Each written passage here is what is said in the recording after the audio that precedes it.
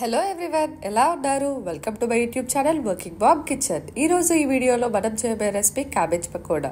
Recipe కోసం సన్నగా తరుక్కున్న cabbage, పచ్చిమిర్చి, ఒక 4 టేబుల్ స్పూన్ శనగపిండి, ఒక 3 టేబుల్ స్పూన్స్ బియ్యం పిండి, ఒక 1 టేబుల్ స్పూన్ కారం, 1 table spoon salt, half table spoon ధనియాల పొడి, ఒక పావు టేబుల్ స్పూన్ పసుపు,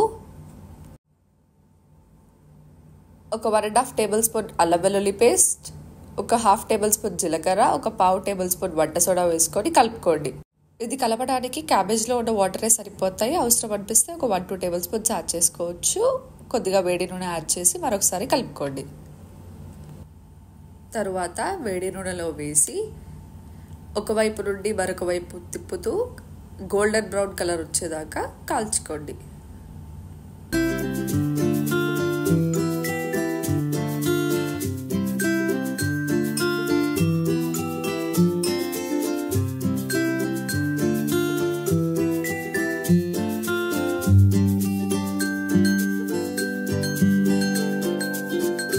ట్రై చేసి మీకు ఎలా వచ్చిందో కమెంట్స్లో చెప్పండి.